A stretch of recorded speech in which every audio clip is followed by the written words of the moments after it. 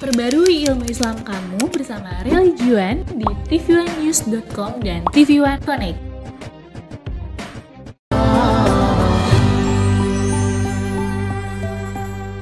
Bismillahirrahmanirrahim. Alhamdulillah wassalatu wassalamu ala sayyidina Rasulillah Sayyidina Muhammad ibn Abdullah wa ala alihi wa sahbihi wa mawalah wa la hawla wa la quwata illa billah. Ashhadu an la ilaha illallah wahdahu la syarika lah wa ashhadu anna sayyidana wa maulana Muhammadan abduhu wa rasuluhu la nabiyya ba'dah. Amma ba'du fa nawayna at-ta'allum wa ta'lim wal ifadah wal istifadah wal iqamah wal istiqamah wal hatha ala tamassuki bi kitabillah wa sunnati rasulillah ibtigha'a mardatillahi wa wajhil karim. Allahumma faqihna fid din wa 'allimna ta'wil waj'alna minal ladzina yastami'una al-qawla fayattabi'una ahsanah. Allahumma arinal haqqa haqqan warzuqna ittiba'ah wa arinal batila batila warzuqna ijtinabah wa adkhilna bi rahmatika fi ibadikas salihin amin ya rabbal alamin. Pemirsa, Assalamualaikum Indonesia yang dimuliakan oleh Allah. Alhamdulillah, Allah Subhanahu wa taala telah memberikan kita kenikmatan yang teramat sangat besar sehingga kita bisa duduk di sini sama-sama kita niatkan menuntut ilmu kita. Semoga Allah Subhanahu wa taala menjadikan kita pemirsa seluruhnya yang ada di segenap penjuru tanah air orang-orang yang diridhoi oleh Allah Subhanahu wa taala. Kita dijadikan orang-orang yang istiqomah dan diberikan kematian yang husnul khatimah. Amin ya rabbal alamin. Berbicara tentang husnul khatimah, tentu saja tidak mungkin kita lepaskan kepada fakta bahwasannya kullu ibni Adam khata'. Setiap keturunan Nabi Adam alaihissalam pasti pernah berbuat dosa. Wa khairul khata'ina at-tawwabun. Dan yang terbaik dari para pendosa adalah mereka yang bertobat kepada Allah.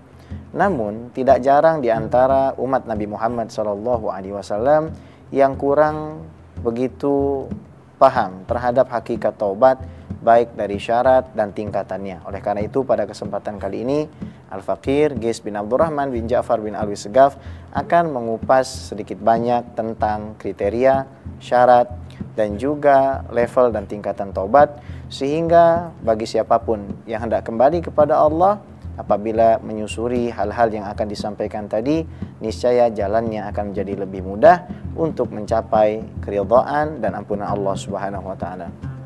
Al-Imam Abdul Wahhab Asy'arani radhiyallahu ta'ala anhu mendefinisikan taubat sebagai ar-ruju'u amma kana madhmuman fi syar'i ila ma kana mahmudan fi syar'i. Kembalinya seseorang dari satu keadaan yang dicela oleh syariat, dari satu keadaan yang tidak disukai oleh Allah Subhanahu wa taala, tidak diridhai oleh Allah Subhanahu wa taala, kepada satu keadaan yang diridhai dan di-approve atau diterima oleh syariat. Dari mencuri kepada tidak mencuri, dari ghibah kepada tidak ghibah, dari membunuh, menyakiti orang lain kepada tidak membunuh dan tidak menyakiti orang lain. Itulah hakikat taubat atau definisi taubat yang disampaikan oleh Al-Imam Abdul Wahhab Asy'arani di dalam kitab beliau Al-Minahus Saniyah Syarah Wasiyah Al-Matbuliyah radhiyallahu ta'ala anhum ajma'in. Pemirsa, Assalamualaikum Nusantara yang dimuliakan oleh Allah. Sesungguhnya taubat memiliki syarat sebagaimana sholat juga memiliki syarat-syaratnya. Nah, kita semua mengetahui apabila salah satu syarat itu tidak dipenuhi, maka amal ibadah kita menjadi rusak. Begitu pula orang yang bertobat dan hendak kembali kepada Allah Subhanahu wa taala. Apabila dirinya tidak memenuhi syarat-syarat yang diajukan oleh para ulama setelah meneliti Al-Quran dan Sunnah Al-Mutahharah, maka taubatnya tidak akan diterima oleh Allah Subhanahu wa taala. Demikian pula orang-orang yang mempelajari tentang syarat taubat dan dia memenuhi syarat-syarat tersebut, maka insya Allah Allah Subhanahu wa taala akan menerima taubatnya. Apabila dosa seorang hamba tidak berkaitan dengan makhluk Allah, tidak berkaitan dengan hak adami atau keturunan Nabi Adam alaihissalam, maka ada 3 kriteria yang harus ia penuhi. Yang pertama adalah al-iqla'. Orang tersebut tidak melakukan perbuatan yang dia sesali tersebut. Misalkan sebelumnya dia mencuri, maka dia tinggalkan aktivitasnya tersebut. Misalkan sebelumnya dia berzina, maka dia tinggalkan aktivitas zinanya tersebut. Yang kedua adalah an-nadam, yaitu menyesal. Menyesal ini bisa kita berikan ilustrasi, ada orang yang pernah menyakiti, berghibah, membunuh, mencuri, dan mengambil hak orang lain secara tidak hak. Akhirnya dirinya bertobat kepada Allah dan menyesali perbuatannya dengan catatan orang tersebut tidak merasakan senang. Orang tersebut tidak merasakan nikmat dari apa yang sudah dia perbuat dari dosa-dosa kepada Allah Subhanahu wa Ta'ala.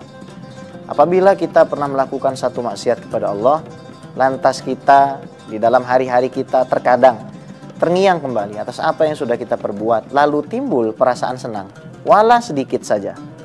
Sedikit saja kita merasa bahagia, senang dan nikmat atas korupsi kita, atas nauzubillah perbuatan maksiat yang kita lakukan, maka taubat kita artinya belum diterima oleh Allah Subhanahu wa Ta'ala. Adapun syarat yang ketiga, bagi orang yang hendak bertobat dari dosanya kepada Allah Subhanahu wa Ta'ala adalah dia berjanji agar dia tidak pernah melakukan perbuatannya tersebut selama-lamanya. Menyesal, meninggalkan perbuatan tersebut, dan berjanji untuk tidak pernah mengulanginya. Apabila kita lakukan 3 hal ini, maka insya Allah dosa-dosa kita kepada Allah akan diampuni. Insya Allah kita akan kembali setelah yang satu ini.